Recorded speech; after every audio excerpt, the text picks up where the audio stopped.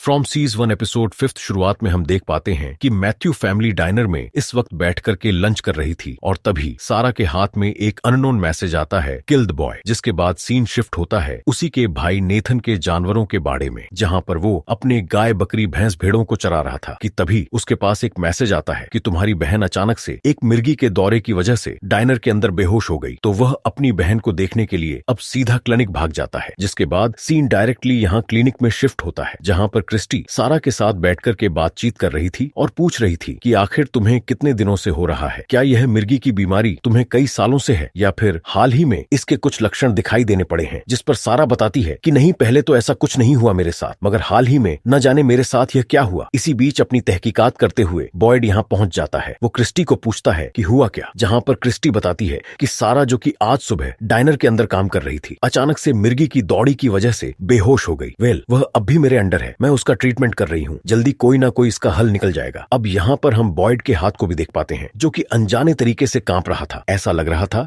कि जो बीमारी सारा को है वैसे ही कुछ बीमारी बॉयड को भी है, मगर वह क्रिस्टी को अपनी बीमारी के बारे में बता नहीं पाता, क्योंकि अगर वह कमजोर दिखाई पड़ा तो आखिर फिर टाउन के लोग किस पर विश्वास करेंगे। हालांकि जाते वक्त वो क्रिस्टी को पूछ करके जाता है कि क्या तुम्हारा कैनी के साथ कोई चक्कर चल रहा है, क्योंकि हर वक्त कैनी बस तुम्हारी ही बातें करता रहता है। जहाँ पर क्रिस्टी बताती है कि नहीं, ऐसा कुछ नहीं है।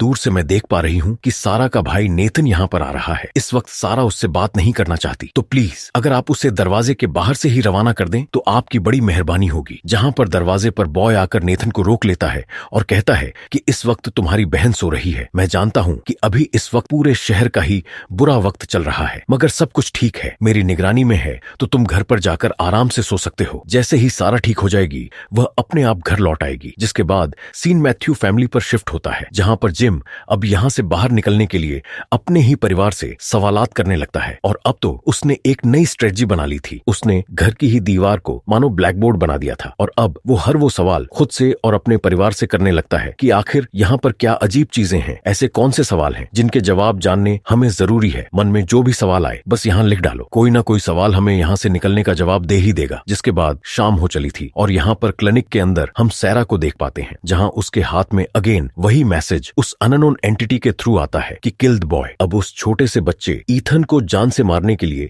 सारा ने अपनी पॉकेट में एक सर्जिकल ब्लेड छिपा लिया था। हालांकि वो यहाँ से इस वक्त जा नहीं सकती थी क्योंकि क्रिस्टी वहाँ मौजूद थी। तो वह क्रिस्टी के साथ बैठ करके बातें करने लगती है, जहाँ पर सारा कुछ पल के लिए अपने बुरे सदमों को भुला करके खुशी के पल महसूस करती है। वह बताती है कि कैसे वो और उसका भाई छुट्टियां मनाने के लिए अपने शहर वॉशिंगटन से निकले थे, मगर अचानक से उनकी कार के सामने एक पेड़ गिरा पड़ा मिला और वह भी यूं ही घूमते घुमाते इस घोस्ट टाउन में आ पहुंचे। जिस पर क्रिस्टी भी बताती है कि हाँ, मेरे साथ भी कुछ ऐसा ही हुआ था, मगर खैर अब हम इस जर्नी का पार्ट बन चुके हैं। इन लोगों ने खुद ने हमें चूज करके यहाँ पर बुलाया है, ना जाने हम यहाँ से कैसे निकलेंगे, मगर कोई ना कोई रास्ता तो जरूर होगा। तब अचानक से सारा बोलने लगती है कि मुझे कुछ सपने आते हैं, जहाँ पर यही घोस्ट यानी कि यह अननोन एंटिटीज आकर मुझे बताती है कि एक बड़ा टुकड़ा कांच का चूर कर बिखर जाएगा, हर जगह खून फैल जाएगा, कुछ चुनिंदा मौतें करनी होगी और फिर स्वर्ग का रास्ता खुल जाएगा। क्रिस्टी को उसके द्वारा की गई कोई भी बात समझ नहीं आती, इसलिए ये दोनों ही सो जाते हैं। वहीं नेक्स्ट मॉर्निंग हम जिम को देख पाते हैं, जो कि अपनी वाइफ टबीता के साथ बात कर रहा था और पूछता है कि आखिर तुम्हारे मन में यहाँ से निकलने के लिए कौन से सवाल आते हैं या फिर उन मॉन्स्टर से कैसे बचा जाए। जहाँ पर टबीता कहती है कि आज तक जितने भी लोग बचे हैं उन्हें सिर्फ इस तिलिस्मी पत्थर ने ही बचाया है, अगर हम इस तिलिस्मी पत्थर के साथ यहाँ से बाहर निकलने की कोशिश करें तो क्या निकल पाएंगे। जहाँ पर जिम कहता है कि हाँ, यह एक अच्छा सवाल है, इसे दीवार पर लिख दो। वहीं सीन क्लिनिक में शिफ्ट होता है, जहाँ पर हम सैरा और क्रिस्टी को देख पाते हैं। इस वक्त सैरा ठीक हो चुकी थी, इसलिए वह यहाँ से जाने वाली थी कि तभी उसका भाई नेथन उसे मिल जाता है और वह पूछता भी है कि आखिर तुम्हारे साथ क्या हुआ था, क्या तुम्हें वही मैसेजेस बार बार आ रहे हैं, अब किसका नंबर है। यानी कि नेथन भी इस बात को जानता था कि जब भी सारा के पास कोई मैसेज आता है तो उसे उनका कत्ल करना पड़ता है, मगर इसके पीछे का रीजन क्या है वह तो मैं आपको आगे एक्सप्लेन करूंगा ही। मीनवाइल सीन कॉलोनी हाउस पर शिफ्ट होता है, जहाँ इस वक्त जूली बहुत ज्यादा खुश थी क्योंकि उसे अपने नए दोस्त जो मिल चुके थे। इस वक्त फातिमा बताती है कि हम लोग मस्ती करने के लिए इसी टाउन में बने एक छोटे से रिवर पर जा रहे हैं, अगर तुम हमारे साथ आना चाहो तो चल सकते हो। मगर जूली पहले मना करती है, मगर बाद में इनके साथ जाने के लिए तैयार हो जाती है। वहीं पर हम जेड को देख पाते हैं, जो कि इस वक्त उस पुलिस स्टेशन से चुराए खराब रेडियो के साथ कुछ एक्सपेरिमेंट करना चाहता था कि तभी उसकी नजर हिना पर पड़ती है। हिना उसे सेक्सी निगाहों से देखती है तो जेड भी अपने आप को रोक नहीं पाता और उस घर में चला जाता है, जहां आने के बाद तो उसके होश उड़ जाते हैं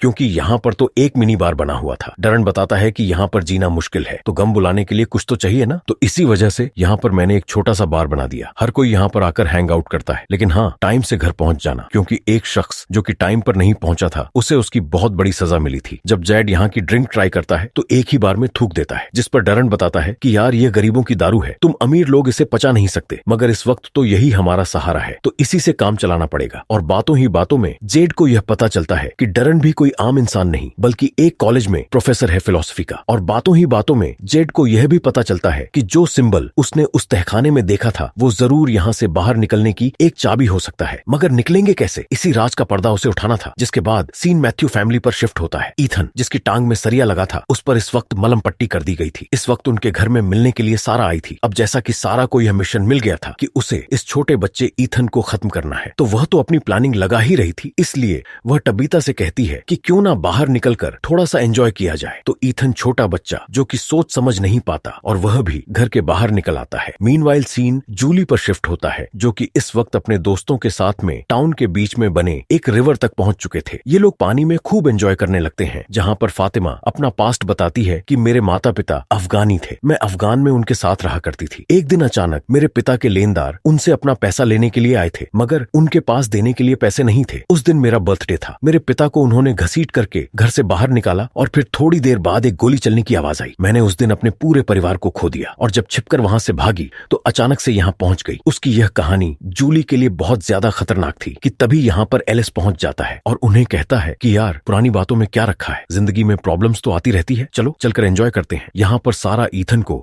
अपनी बातों में फंसाकर अपना काम करने वाली थी, क्योंकि उसे यह मिशन पूरा करना ही था। ये अननोन एंटिटीज उससे जो भी काम करती सारा वह खत्म करती ही थी। वहीं पर सीन बॉयड पर शिफ्ट होता है, जो कि इस वक्त अपनी वाइफ के ग्रीव पर आया था। इसकी वाइफ का नाम था टेटली और उसकी वाइफ की वजह से ही आज इस पूरे टाउन के अंदर इन सभी को वो तिलस्मी पत्थर मिले थे। बॉयड यहाँ पर आकर हैरान था और कहता है कि आखिर मैं यहाँ से निकलूं कैसे? एक वक्त था जब हम यहाँ पर सिर्फ इन मॉन्स्टर्स से जान बचाने के लिए इधर से उधर भागा करते थे, मगर तुम्हारी वजह से हमें वह पत्थर मिला और हमने कम से कम घर के अंदर रह के उनसे छिपने का जरिया तो ढूंढ लिया था, मगर अब आगे यहाँ से निकले कैसे? ये भी एक बहुत बड़ी चुनौती है। मुझे कोई तो रास्ता बताओ, कोई तो जरिया दो जिससे मैं अपनी और यहाँ पर मौजूदा लोगों की हेल्प कर सकूं। मीनवाइल सीन नेथन पर शिफ्ट होता है, जो कि इस वक्त खतरी से मिलने के लिए आया था। वो पूछता है कि फादर क्या हमें वह काम करना चाहिए जो कि हमें मालूम है कि वह बुरा है, मगर उस बुरे काम को कर देने के बाद में हमारे साथ कुछ अच्छा होगा। जहाँ पर फादर भी बताते हैं कि कई मायनों में ये सही भी है, मगर कई मायनों में ये गलत भी है, क्योंकि चाहे कोई देख रहा हो या ना रहा हो, भगवान की नजरें तो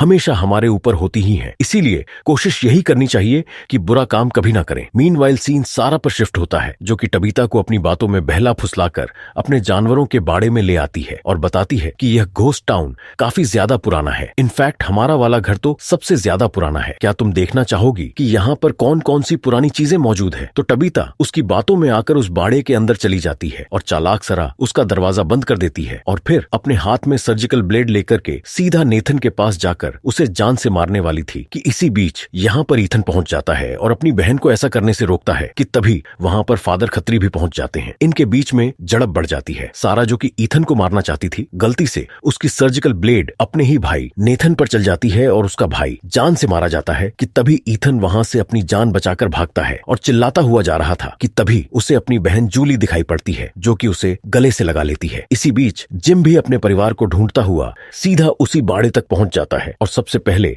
अपनी वाइफ टबीता को उस बाड़े से बाहर निकालता है। इनकी चिल्लाहट से पूरा का पूरा टाउन यहाँ बाड़े के पास इकट्ठा हो चुका था। जिम कहता है कि आखिर मेरे परिवार के साथ इन लोगों को दुश्मनी क्या है? कभी मेरी बेटी के साथ फाइट तो कभी मेरे बच्चे के साथ फाइट, आखिर ये कब तक चलता रहेगा? जहाँ पर बॉयड कहता है कि टेंशन मत लो, हम इसका जवाब जल्द ही ढूंढ लेंगे। इस वक्त हमारे लिए सबसे बड़ी मुसीबत सारा है, क्योंकि उसने तुम्हारे बच्चे को जान से मारने की कोशिश करी। इस वक्त वह जंगल में भाग चुकी है, मगर टेंशन मत लो, वह शाम तक टिक नहीं पाएगी, क्योंकि अंधेरा होते ही मॉन्स्टर्स जंगल में आ जाते हैं। या तो वह उसे निपटा देंगे और अगर कैसे तैसे उसने रात गुजार ली तो इस शहर में आते ही हम उसे निपटा देंगे। जिसके बाद घर आ जाने पर जिम अपनी दीवार पर यह भी लिख देता है कि भाई Sara wants to kill my son, यानी कि सारा मेरे बेटे को मारना क्यों चाहती थी? क्या पता सिर्फ मेरे ही बेटी को या फिर उसने कुछ और लोगों को भी जान से मारा है? यह भी सवाल एक गुत्थी बन चुका था। एपिसोड की एंडिंग में हम देख पाते हैं कि इस वक्त शेरिफ बॉयड डाइनर में आकर क्रिस्टी से बात करता है और बताता है कि सेरा ने आज मैथ्यू फैमिली के छोटे बच्चे ईथन पर हमला किया, उसे चाकू से काटने की कोशिश करी। वो सर्जिकल नाइफ तुम्हारे क्लिनिक का था, जिस पर क्रिस्टी बताती है कि हाँ, मैंने उसे